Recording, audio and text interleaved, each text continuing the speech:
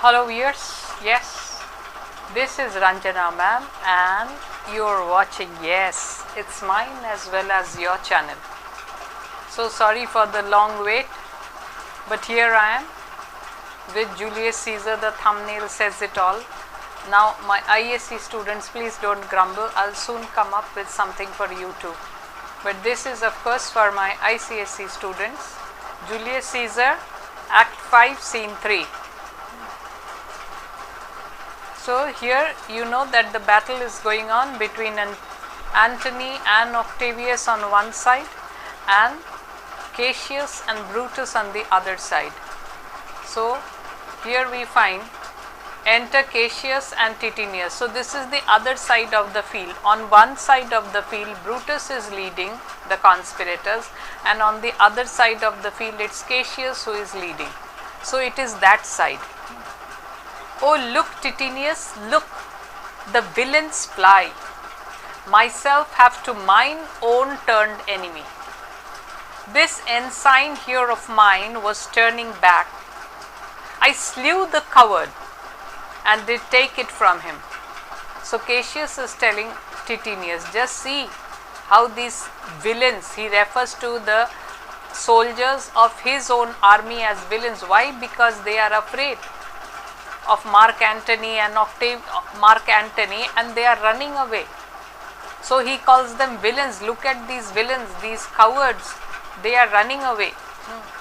So he says that I have acted as an enemy to my own soldiers. And then he shows one, this ensign here of mine, that means the flag bearer of Cassius's army. On seeing Mark Antony's army approach, he tried to run away. So this made Cassius very angry and he killed that fellow. So this ensign here of mine was turning back. I slew, that means I killed the coward and did take it from him. So he took the flag from him after having killed the coward. Why? Because the coward was running away with the flag. Titinius, O Cassius, Brutus gave the word too early, who having some advantage on Octavius took it too eagerly. His soldiers fell to spoil, whilst we by Antony are all enclosed. So the battle is going very evenly. On one side Brutus has an upper hand over Octavius, and on the other side Mark Antony has an upper hand over Cassius. So Titinius says that Cassius, Brutus has given the word too early. That means he shouldn't have given the order to attack so early, because Brutus has gained some advantage over Octavius. And having gained advantage over Octavius, he thought that he has gained a complete victory, but it is not so. Cassius is suffering in the hands of, Cassius's army is suffering in the hands of Mark Antony's army. But Brutus behaved and he gave orders, and his soldiers behaved as if they had won a complete victory over the enemy. So they, instead of fighting, they engage themselves in plundering or looting instead of going and supporting Cassius. Cassius's army was in a difficult situation, so Brutus should have ordered his soldiers, go and help Cassius's army. But no, his soldiers, feeling elated that they had got victory over Octavius, they started looting, plundering. While Antony's army has surrounded them all, Cassius's army has been surrounded on all sides by Mark Antony's army, and they have been cut off from the rest of the army. Enter Pindarus. Pindarus is Cassius's slave, very devoted. Fly further off, my lord, fly further off. Mark Antony is in your tents, my lord. Fly therefore, noble Cassius, fly far off. So Pindarus gives the alarm. He tells his master to run away. Why? Because Mark Antony has entered their tents.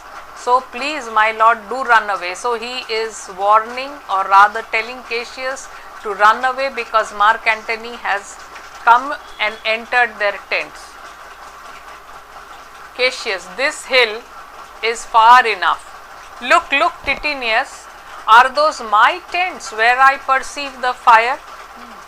So, Cassius, in order to have a look at what is really happening, he says we don't need to go further away than this hill. We can climb the hill and only see what is happening there. And then he sees clouds of smoke and fire. So he is asking Titinius that the flames which are visible, are they from my camp? So that means, has Mark Antony set fire to our tents, to our camp? Titinius, they are, my lord. So Titinius says, yes, it is so. Cassius, Titinius, if thou lovest me, mount thou my horse and hide thy spurs in him, till he have brought thee up to yonder troops. And here again, that I may rest assured, whether yon troops are friend or enemy. So he sends Titinius on a mission. He tells that if you really love me, take my horse and ride as fast as possible to that army there. And after that, return immediately to tell me whether the troops there, are they enemies or are they our friends. Titinius, I will be here again even with a thought. That means I will go and come back faster than a thought. Cassius, so he leaves. Titinius leaves. Cassius, go Pindarus, get higher on that hill. My sight was ever thick. Regard Titinius and tell me what thou notest about the field. So Cassius is very alarmed. So he is telling Pindarus, Pindarus, climb the hill, go to the top part of the hill. My eyesight is never good, has never been good rather. So you keep an eye on Titinius and keep on informing me about the latest developments. What you see in the field, keep on relaying it to me. Pindarus goes up. So Cassius seems to be very depressed. This day I breathed first. Time is come round, and where I did begin, there shall I end. My life is run his compass. So don't you think he seems so depressed? Today is his birthday, and he feels that it might also be his death day, the day of his death. Why? Because if they are defeated, he wouldn't stay alive to be arrested, taken prisoner. He would kill himself. So in that case, his birthday will also become his death day. So he says, my life has been completed. So this is the day I took birth, and it will be my death day also as well. My days have come to an end. And then he tells Pindarus, what do you see from there? Tell me. Pindarus, oh my lord.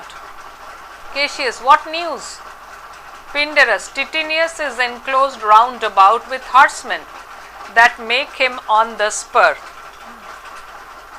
So Pindarus keeps on informing that Titinius has been surrounded by horsemen who came up to him in great speed.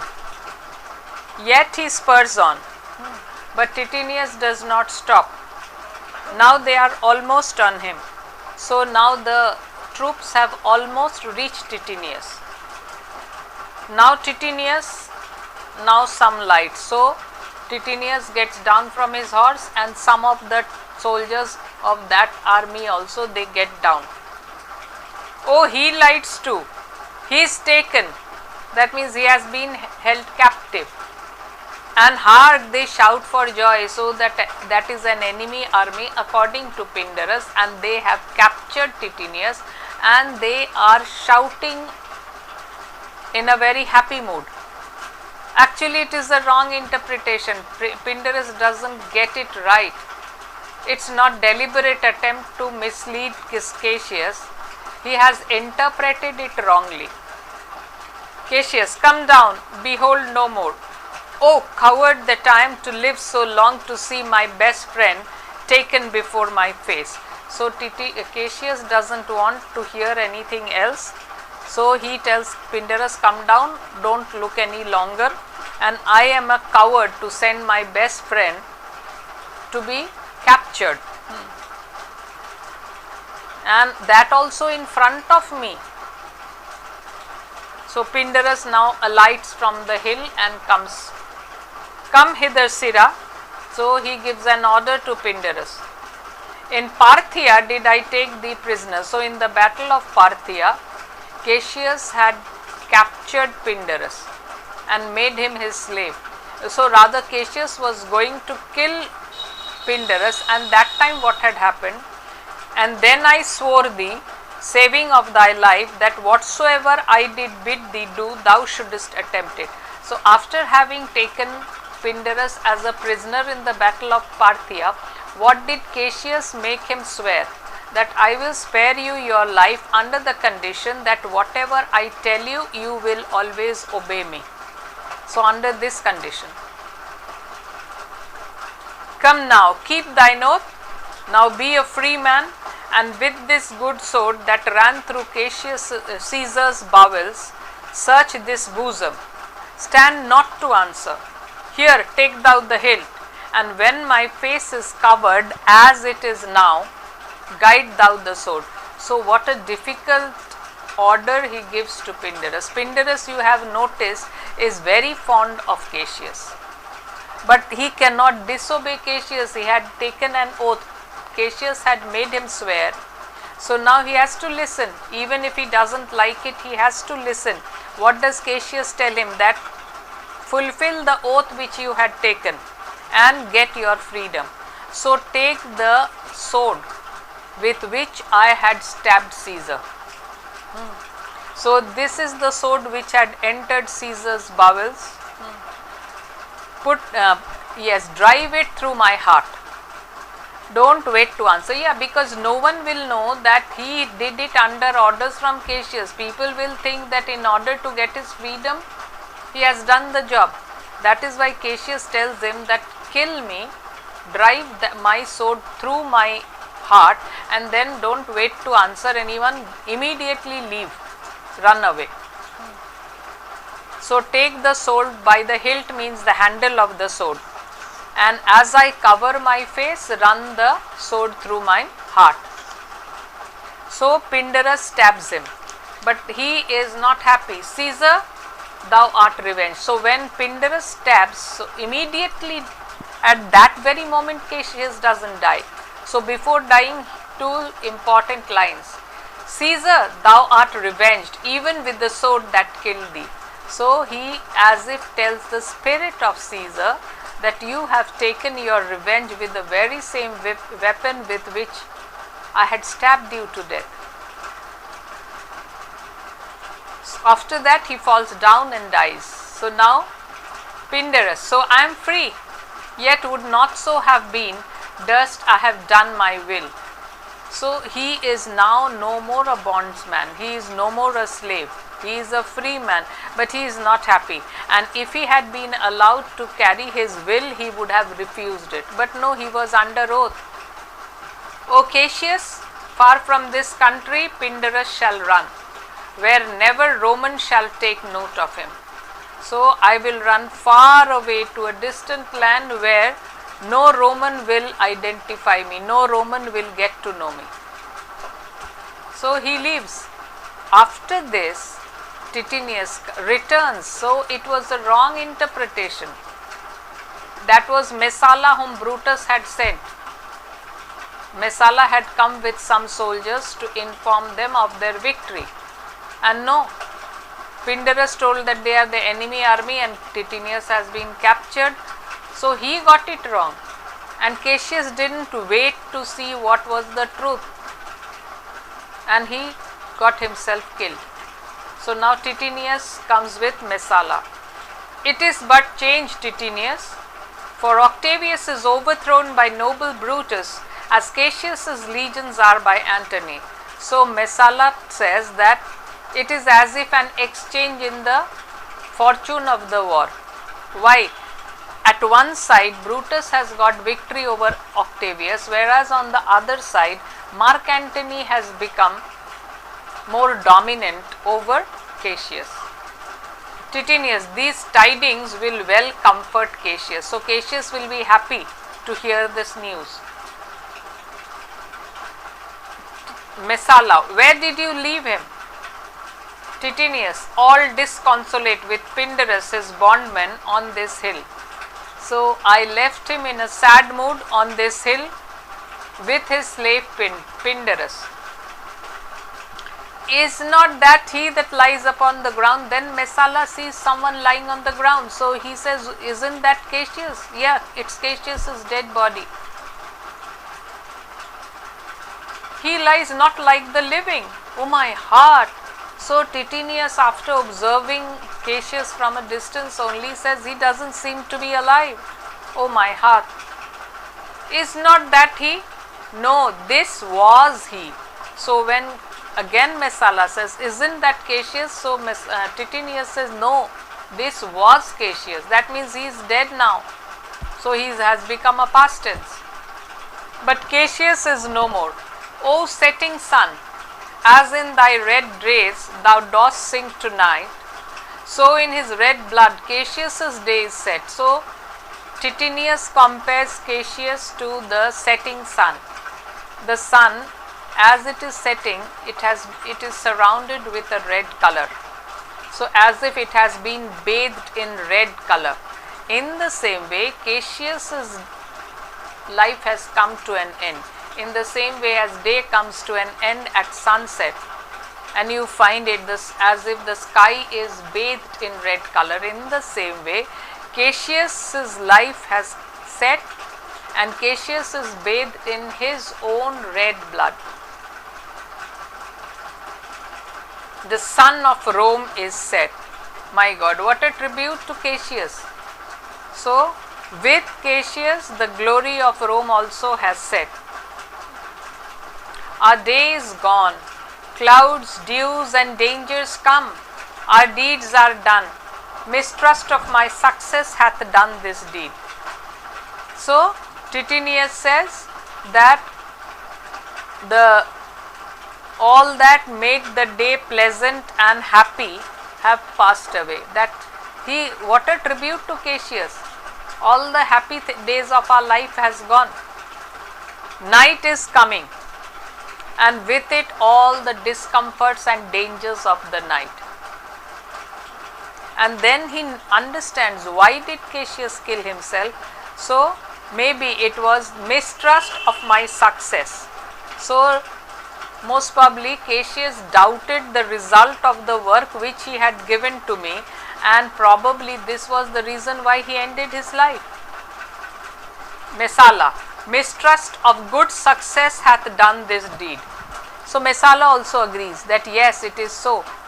Maybe he doubted the success of your endeavor, and as such he died, he got himself killed. And then he curses error. Oh hateful error. How does he curse error? So error is being personified. Melancholy's child. So error arises on account of sadness. So error has been therefore called the child or the offspring of melancholy or sadness.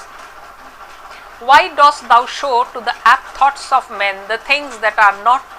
So then, as if he is scolding error and telling that what is the reason?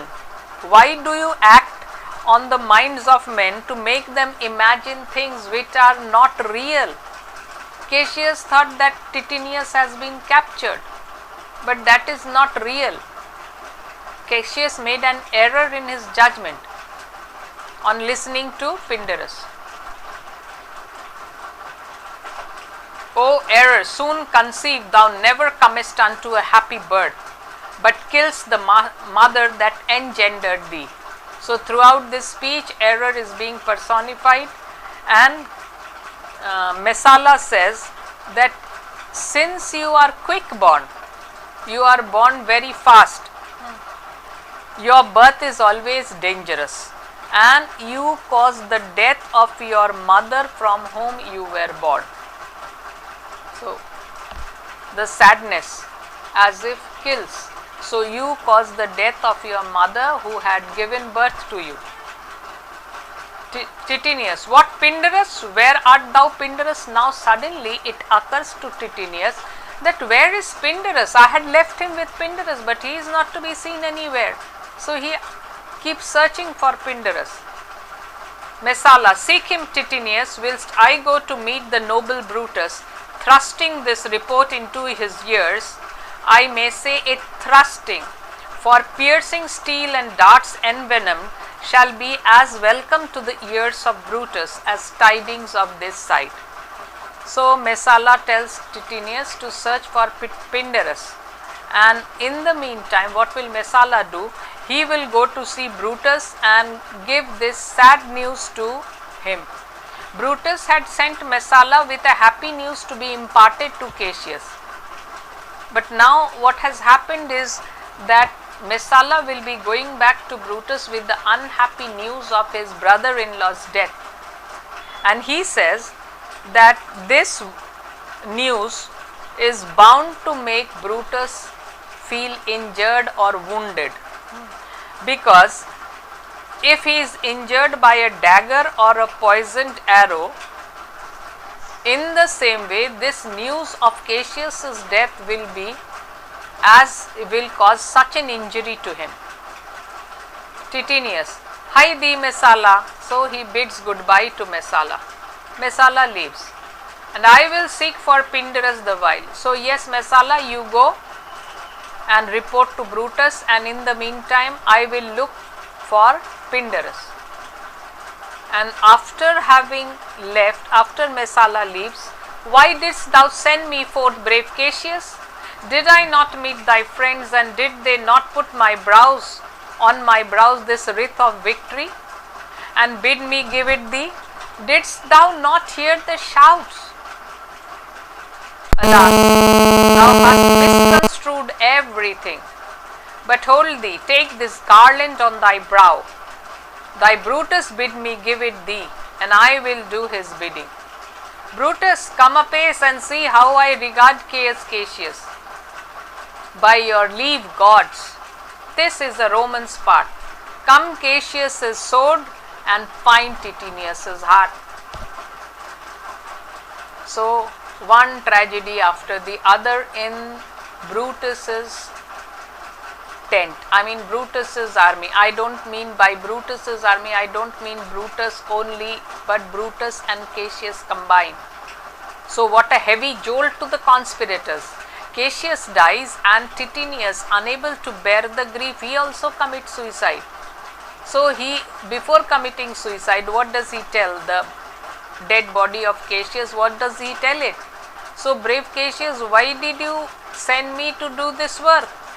Didn't I do it as you had ordered me to do? You should not have despaired, because I have brought you the laurels of victory which they gave me for you. So didn't you hear their shouts of happiness, of joy? And then, alas, you understood everything wrongly, you misunderstood everything. So here is a happy event, and Cassius misunderstands it and thinks that they are the enemy army who have taken Titinius as a prisoner, whereas they were celebrating with Titinius their happiness. And now that wreath which Brutus had sent, that garland, he puts it on Cassius, because this is what Brutus had ordered.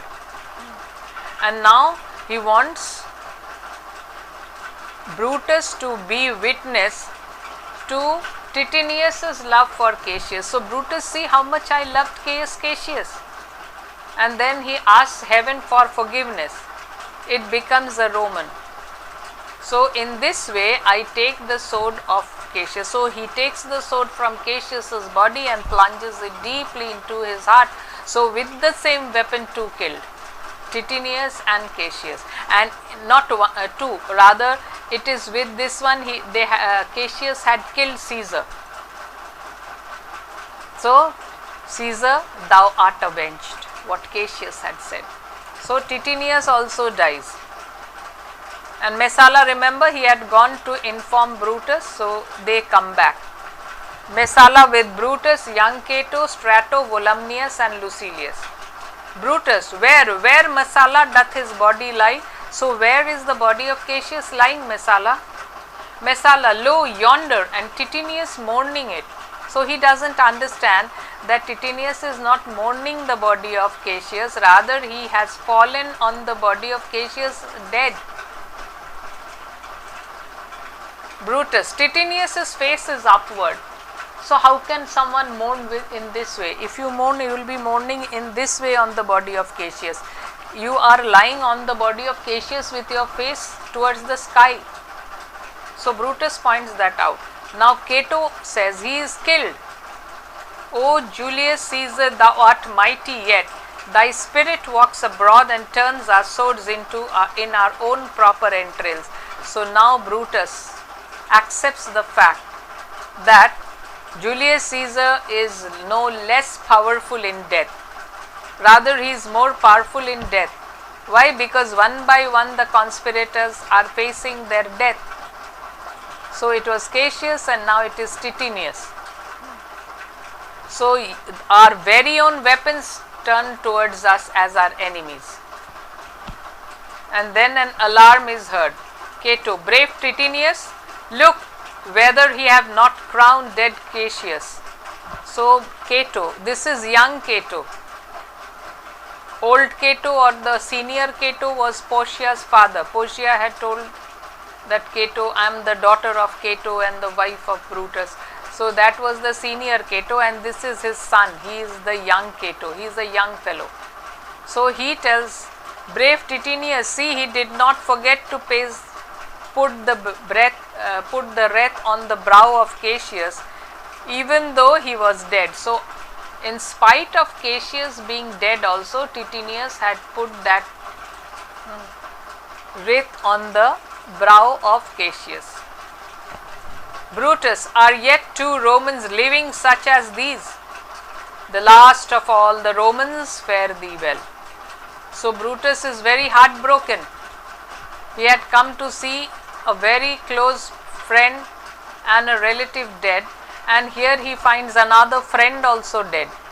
So he says, we will never find 2 Romans like them. So Cassius, let me bid you goodbye. It is impossible that ever Rome should breed thy fellow. So he is certain that there won't be another Cassius born again. Cassius was the last of his type. Friends, I owe more tears to this dead man than you shall see me pay. So he tells his friends, who are they? Young Cato, Strato, Volumnius and Lucilius. He tells them that I should be shedding more tears at the death of my brother-in-law and my friend, but you will not see me shedding so many tears. Why? This is not the time to cry, because it will dampen your spirit. You have to recharge yourself to fight. So I shall find time, Cassius, I shall find time. He is telling as if assuring. Cassius is dead and gone, but he is telling the body of Cassius, Cassius, I shall find time to shed more tears. Come therefore, and to Thassos sent his body. So come, he is telling the others, Strato, Volumnius and these people. So we won't keep his body in our camps. Why? Because it will dishearten our soldiers. So we will send his body to Thassos. Why? Because if we keep the body of Cassius in our camps, and if we perform the last rites of Cassius here, it will create a bad effect on the soldiers. His funeral shall not be in our camp, lest it discomfort us. So that it doesn't discomfort us. Lucilius, come, and come, young Cato, let us to the battlefield, to the field. Labio and Flavius set our battles on. It is 3 o'clock, and Romans, yet ere night we shall try fortune in a second fight. So, though Brutus is very depressed, but he doesn't want to give up without another fresh attempt. So he says that Lucius, you come, Lucilius, you come, Cato, you also come, we will go back to the battlefield. Labio and Flavius. So draw our battles, draw our armies to battle. And then he says it is 3 o'clock. So before night we will still have some time to see if we can get a second chance. That means yes, it's 3 o'clock. So we will have still some time to fight, and let's see if we can overthrow them in another attempt. So saying this, he leaves, and this is where Act 5 scene 3 comes to an end. Quite an important scene. Two important people dead, Cassius and Titinius.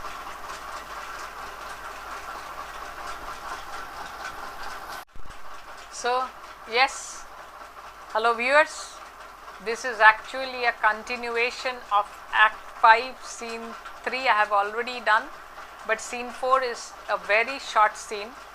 So I have included scene 4 also in this video. Okay, so let's continue with it. I gave you a short break. Scene 4, another part of the field alarm. So remember what Brutus had told in the last line of scene 3, that he wants to see if they can get an advantage over the enemies. So they go out to fight. So again this scene is where Brutus and the others, they have come. Enter Brutus, Messala, young Cato, Lucilius and Flavius. I think this is that Flavius. Remember one tribune? Brutus, yet countrymen, oh yet hold up your heads. Cato, what bastard doth not? Who will go with me? I will proclaim mine. So he is a young man, so he is very rash, he is very energetic. Most probably it is his first battle. So he is so full of excitement. So when Brutus says, yet countrymen, oh yet hold up our heads. So he is trying to encourage his soldiers and friends that don't be disheartened, have courage. So Cato, what bastard that not? So only a cowardly person will feel downhearted. And then he says, who will go with me? Come, who will go with me? I am not downhearted, I will go and attack. I will proclaim my name about the field. Yes, I will go and announce my name around the field. I am the son of Marcus Cato. This is the senior Cato. Oh, a foe to tyrants and my country's friend. So, I am the son of Marcus Cato. I am Cato, the son of Marcus Cato, who was my father. And like my father, I am a friend to my country. I am a friend to my country and an enemy to tyrants. I am the son of Marcus Cato. So he shouts and does so much of heroism, but soon succumbs to death.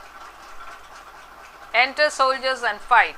Brutus, I am Brutus, Marcus Brutus. I, Brutus, my country's friend, know me for Brutus. So these are the words to encourage them. So he tries to rekindle the fire within him. So I am not an ordinary person. I am Marcus Brutus. I am a patriot, country's friend. I am a patriot. So young Cato, he falls down and he dies. Lucilius, O young and noble Cato, art thou down? Why, now thou diest as bravely as Titinius, and mayest be honored, being Cato's son. So this I don't understand why. Lucilius calls Cato a noble one because he has died fighting. So he says, you have died fighting. So you have courted death as bravely as Titinius. Why? Titinius did not court bravely as Cato. Cato died fighting, but Titinius, on seeing Cassius dead, he became so disheartened that he killed himself. So I don't know why Shakespeare compares the two. There is no comparison. Yeah, but Cato should of course be honored because he tried his best He gave his best, but you can't blame him for not being successful. He was a young boy, not so experienced. First soldier, yield or thou diest. So first soldier comes and attacks Lucilius and says, surrender or you will die. Lucius, only I yield to die. So I will surrender only to be killed. I don't want to live. There is so much that thou wilt kill me straight, offering money. Kill Brutus and be honored in his death. So Lucilius, in order to save Brutus, these common soldiers don't know how Brutus looks. Those were not the days of TV, so that you would be aware of how this person looks or the other person how they look. Or you can search in the Google, oh, how does Brutus look? So those were not the times when people, every one of the soldiers knew Brutus by face. They knew him by name but not by face. So when Lucilius says that I am offering you money, kill me immediately because I am Brutus and you will be honored in killing me. First soldier, we must not, a noble prisoner. So they know the name of Brutus, they don't know how he looks. So that is why first soldier says, no, we should not kill him. Because he is a noble prisoner, we should not kill him. Enter Antony. Room ho, tell Antony Brutus is taken. Second soldier says that let's inform Antony that Brutus has been captured. First soldier, I'll tell the news. Here comes the general. Brutus is taken, my lord. So first soldier says, I will inform him. And then he tells Mark Antony that Brutus has been captured. Antony, where is he? Lucilius, safe Antony, Brutus is safe enough. I dare assure thee that no enemy shall ever take alive the noble Brutus. The gods defend him from so great a shame. When you do find him or alive or dead, he will be found like Brutus, like himself. So, what a devoted follower of Brutus. So when Antony says, where is Brutus? Because Antony knows Lucilius. This is not Brutus, this is Lucilius. He is pretending to be Brutus in front of the soldiers, but he cannot pretend to be Brutus in front of Antony. So he says, Brutus is much beyond your reach. And I give you the assurance that Brutus will never be captured. He won't allow that to happen. He would rather die than be captured. And he also says that may heaven protect him from such a shame. When he would be found, whether alive or dead, he will be the same noble Brutus, as in life, so in death. Antony, this is not Brutus. Antony tells the soldiers, this is not Brutus, friend, but I assure you, a prize no less in worth. So, Antony informs the soldiers that no, this is not Brutus, but he is no less important than Brutus. That means he is equally important. Keep this man safe, give him all kindness. I had rather have such men my friends than enemies. So Antony appreciates Lucilius's gesture. Lucilius endangers his own life to save Brutus's life.